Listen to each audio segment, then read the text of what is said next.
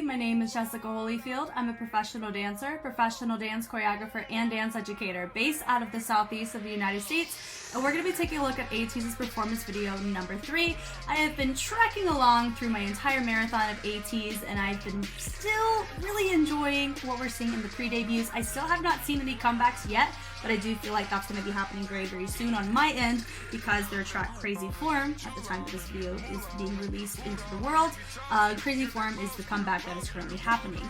And definitely looking forward to seeing some form of just different aesthetic that they're going to bring. I've heard from a lot of people on Patreon specifically who have been marathoning this with that they're very known for performance as well as showcasing their individuality. So I am definitely going to be on the lookout for that for this video, and especially whenever we get into their debut tracks. So let's go ahead and take a watch.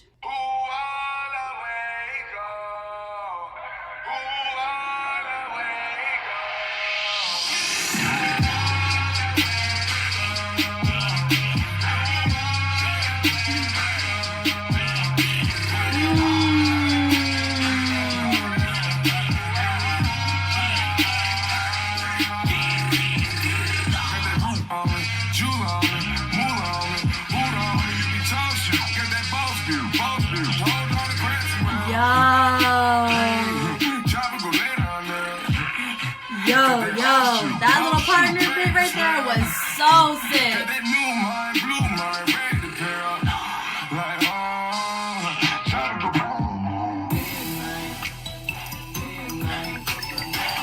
Yo, I'm appreciative of the fits here because it's a great example of I get to see some individuality in their fashion, but they're still very cohesive as a group. I'm already seeing it and I'm loving it.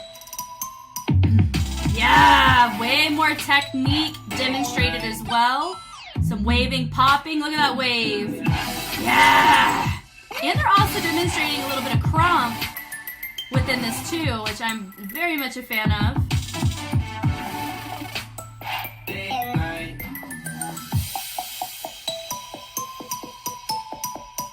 Ooh. Yeah. Injong, I acknowledge that. That was really fun. Very much enjoyed that. Out of the performances I've seen, that one is probably my favorite out of the 4 so far, because it really kind of checks all the boxes that I was kind of viewing that I wish I would have seen from their other performances in terms of their fashion, as well as we really got to see more of a showcase of the different techniques that they have been studying or practicing, you know, and now it makes me wonder, please hold. Okay, so I just checked. Mikey Delavella did the second half. Melvin Timtim did the first half. So we're starting to see, honestly, Mikey's choreo really matches their vibe. I think they're able to physically really emulate that type of aesthetic very, very well out of the 2 choreographers. With Melvin's, it's still tricky. Whenever you're doing a Melvin pocket, it is really tricky to hit it well. It is. Even like Melvin is one of the few people that can do it because it's his stuff, right? So this beginning was really cool to see from the beginning. How they come up, I love the lights in the back. They all come up at the top. Notice that we have way more individuality, like I had mentioned. Super important here. And they throw it off. Notice that he takes it and he throws it away. They go and they build it. Look at the energy that we're seeing. There's investment in their face. Whenever you're hitting a lot more of a crump posture, your body and your face tends to showcase how much investment you're pulling in it. When you're trying to be really tense, your face kind of goes along with it. So it's really nice to see that they are investing in that way. Here they pull it off, they pull it, boom, tsh. I also think out of all the routines I had seen so far of their pre-debut work, this one is has aged the best. It doesn't feel very stuck in its era or its time. This one feels very, you know, I feel like it will stand the test of time a lot longer. And I feel like they're more familiar with how their posing within it, how they're moving within it. Also for this too, like some of these hits that they're hitting with the ISOs, really enjoyable, and I feel like it just looks more natural on them than some of the other sequences that we had seen from the other videos. As they melted that woo, and they melted down, really nice. It kind of feels like we're starting to get a taste of ATEEZ's just way of moving. I think we're starting to see glimpses of that here. This is like being very real. This is where I feel like we're kind of entering their wheelhouse a little bit more, which I'm very happy for. Having that going through, having the frame out with the hands was a really great choice on my outside guys, and then having them propel forward. Rebound was nice. Boom, boom. Notice he took it and he slammed his hand or his shoulder down on the opposite side. That was really fun. Having this moment, they pulled the energy right here. Yeah, that da-da-da-da-da, which was cool. Dripping it down. Do-do-do. Yeah, just this whole sequence. Do-do-da-da-da. A lot of placement. They are taking them more with some of their pocket. It's definitely, they're sitting in it really well here, which is why, honestly, I'm a little surprised it's the Melvin Timsim choreo, because it doesn't, they're working really well in this particular pocket, but it's not a Melvin pocket. Does that make sense? Like, it feels like we're seeing a little bit more. Maybe it's because of the crump elements in it. I feel like we're really seeing a lot of this how their posture is really kind of concaved, right? And seeing this energy that's internal and it's kind of centered here in the core. Really nice seeing that as they build it through all of this, and they're pulling it up strong. I'm seeing more usage of the back and all of it. This part was sick. Like he goes, and he goes, goodness gracious. That's probably my favorite performance element of the whole thing, was that little moment right there. That little drop it down. Yes to that. Yeah, boom, don't. Notice though there was a slight range issue with some of them with that groove there. When you do unison, yes, it's nice to have some individuality, but because it's a unison section, you want to make sure the range is close enough. You want to make sure that the movement, the actual move, is done in the right timing, because it helps you understand the visualization of what they're trying to come across with. So I know that people are saying that they're really known for their individuality. There is a time and place for that. You know, there's places where it's very appropriately placed, and then there's also places where you don't want to stand out as individuals, especially if you want to create a more militant, more staccato heavy choreography and not bleeding between your postures. There's a balance between those, you know, and I think so far there's certain aspects of what they're doing with their legs, or their sequences with their legs, are not on the same page, so it's hard for me to appreciate their individuality here in just the content, not in the personality, but in the content itself, because we're not all on the same page on the move itself. So that's just my overall note I'm seeing.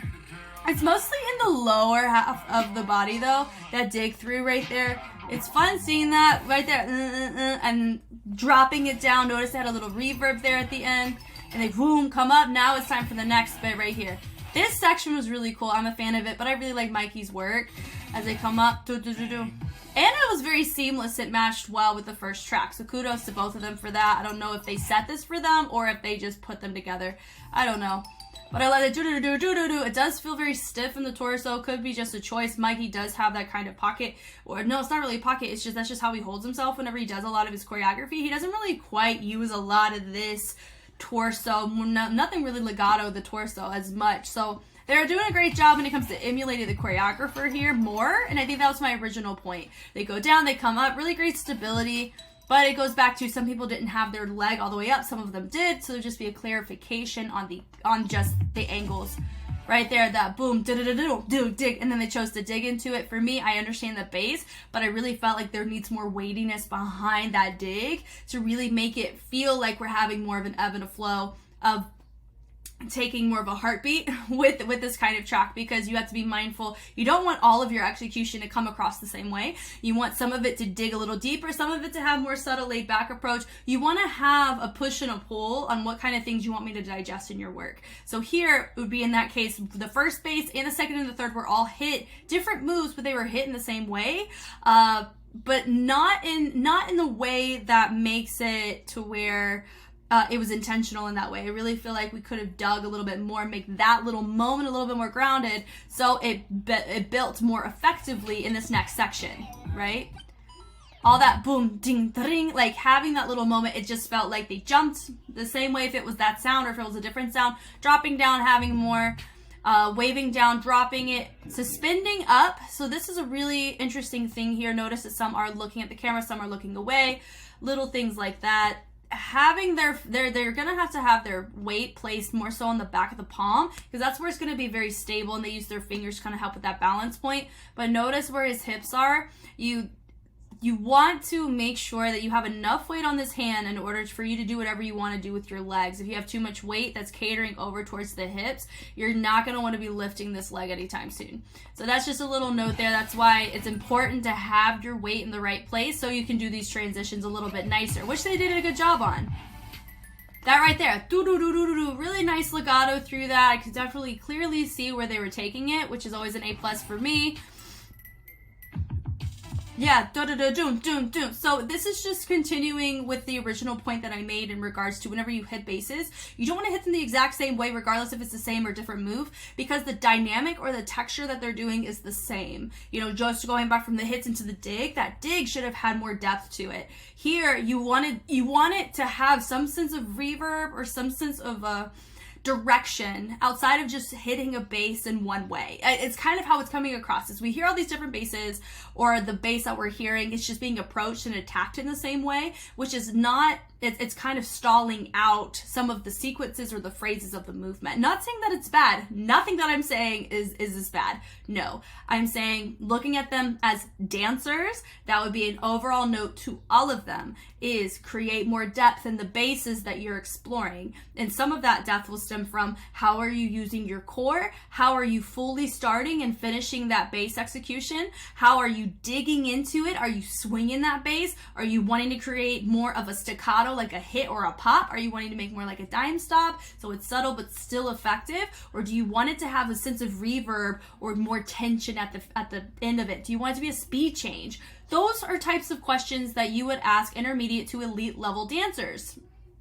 And I would definitely give them that very easily. Melvin Tim and Mikey and Scott Forsyth, them cats, they don't play. They got really advanced stuff, especially if you do not understand how to work your body polyrhythmically in a street style context. They're doing a great job exploring more of a crump posture, but also vibing into some popping technique. That's great. You know, and I'm saying that with their waves, it's really ticking more like the ticks or more of how they're articulating their waves. It's definitely riding more on the popping branches or the popping fundamentals. So they are exploring different postures in this, and that makes it very impressive. The fact that I can even express some sense of growth in that way, it's so cool. I'm only 4 videos in, and I'm already seeing an astronomical amount of growth in this. So this is freaking great. That pull through, that was nice.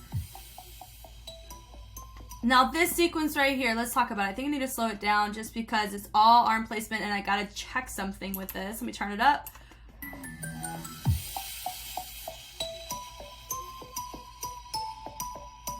Okay, whenever you execute something along these lines, when you're doing an isolation, where everything has a place, everything's supposed to go in a sound, you want us to follow a particular direction, cross and open, fix, move. Now, my first note here is, I don't know if it's a choreography thing or what, but normally whenever you bring something over but you set it up very staccato and isolated, when you move your arms over, but your body kind of has a reaction out of it, which is what we just saw here. Yeah, that boom, boom. You want to be very clear on this line that you've established. I would say one of my guys, this guy right here, he didn't maintain this line, because whenever it's called like working with energy or working with materials or shapes. So in waving specifically, I can attest to this because this has been something that I have been exploring actively, is whenever you create a shape, whether that's a circle, a box, you know, you create a material, right? A material of energy that you're exploring, and I want to do whatever I want with it. You know, like little, you know, like a popsicle. It's just, I'm melting it. It hurts my hands. Like creating a material, you have to make sure that you maintain the shape of the material the whole time you choose to use it. So in this instance, you have this position made. You bring it over, you bring it back, keep it the same depth. You don't want it to shrink or get bigger unless that was part of the aesthetic, but that's not the case. Also, no, not everybody's hands are on the same page there. So that would be just my overall note with this section. It looks really cool. It could have been way more refined. And this is where synchronicity is really going to play into captivation, because that's the type of technical wheelhouse this is coming from. It's when you're working as a group and doing unison on more popping animation, waving, ticking, isolation, things of the like. Whenever you have that synchronicity of everybody on the same page, that's what adds to the aesthetic or overall visual of why those techniques exist. You want it to look like a robot. Robots are replicable with clones, and so having a clone aesthetic or a mirroring is what really helps captivate, because you're taking people out of the fact you're human and you're putting them into a different caricature that you're trying to express. So in this case, this is where synchronicity would be more important. But right now you notice some people are really moving their body, and then as they bring it through. So it's really fun to see these choices where they're changing and turning them into fixed points or breaking through with the wrist to create a moment on the side. That's just my overall note, because even if you look here, this is where you really want everybody to be in check. Some people, their materials, they're more open-handed. You see some people that their angle is more diagonal, some are more parallel. So this is my chronic note that I would say with them. Individuality works if it's in a technical style where individuality is king, right? I'd say with this style, the individuality stems from your technical innovation, not from when you dance as a group. You want to showcase your synchronicity because it helps appreciate the choreography more. So I hope that clears out, because some people have asked me before, what is the difference between like appreciating synchronicity over appreciating individuality, like which is more appropriate depending. I think it depends on the style, or it depends on the choreographic phrase or sequence. And this is a brilliant case of that here, where you don't want to be individuals and they go up and they drop down. That part is fine when they all kind of reset. So they had their moment of really trying to do with this movement. Some of them took a more strobing approach, some took a ticking approach. There is a difference. Ticking has an explosive energy because it originates from a pop. Strobe originates from dime stop. So it's when the whole muscle is tense, moving from point A to point B, and you stop on a dime. That's why it's called dime stops. And then with ticks, it's a pop, right? So it's an explosion of your muscles contracting. So going back to this previous point, this fold over, dropping it down, yeah, boom, doom, doom. I could hear where everything goes. Do I think it was as clean as it needed to be? No. But do I really appreciate the fact that this is in here in context to all the other things they brought to the table with the crump posture, as well as other fundamentals that derive from popping? Yes. And that is, I think that it just reiterates what I've said. I really appreciate this pre-debut performance. The fact that these are idols, future idols, it's an A++ in my book. And they bleed down. Now, I have seen this formation so many times. I've seen it on Street Woman Fighter from 1 Million. I've seen it from Street Dance Girl Fighter from a couple of crews. From Venture, I saw it from the first season of Street Dance Girl Fighter with Brand New Child. So it's like I've seen this type of formation build. I saw it in Songgong. So it's a situation where this is not new to me, but it doesn't mean that it wasn't cool at the time. This came out 2018, right? Most of the things I'm referencing are from 2021 on. So this is one of those formations that is definitely more of an innovation in this era in comparison to if I saw this in 2023. So I would say kudos to them for that choice. I really like that finish. It's a really great way to showcase your levels without having to be so stagnantly linear with it. You have like that gesture columns, which I already talked about in reference to the tutting group in France, just having really straight lines, very nice and geometric, but here they took a more abstract approach, which really helps tie in the different postures that we had seen from them. So I'm very, very happy that for their pre-debut, on the dance crew aesthetic, I ended on this one because I really feel like we're already seeing more of some symptoms of what the fingerprints of ATEEZ brings to the table, like a lot of people have been saying, and that's what makes this really, really fun for me. Woohoo! Thank you guys so much for watching. If you want to see more ATEEZ, XG17, K-pop, dance content in general, I have that all over Patreon. I do have it on YouTube, but YouTube runs on a schedule. If you want to see me make stuff in the moment while I make it, Patreon is the way to go. Sometimes I post no videos, sometimes I post 17 videos. It just depends on the day and if I'm on a break or not. But I'm Jess. Thank you again for watching. I'll catch you on the flip side. Bye.